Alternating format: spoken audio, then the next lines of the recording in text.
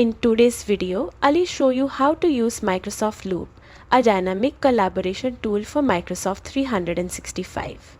Don't forget to like and subscribe for more quick tech tutorials. Microsoft Loop brings your team's ideas, content, and tools together in one place.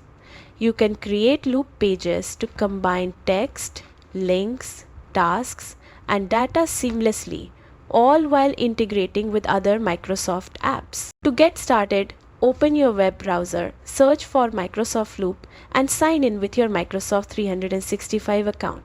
You may need to enter a password or a one-time passcode (OPT) for verification. Once logged in, you'll reach the dashboard, your main hub for all Loop functionalities. Next, click on the Workspaces tab. These are essentially your projects or team efforts.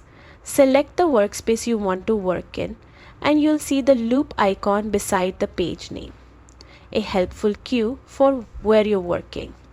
Inside workspaces, you can share tasks, monitor progress, and keep all your information interconnected for smooth collaboration. Loop is designed for real-time teamwork, letting your team contribute and stay updated across all tasks.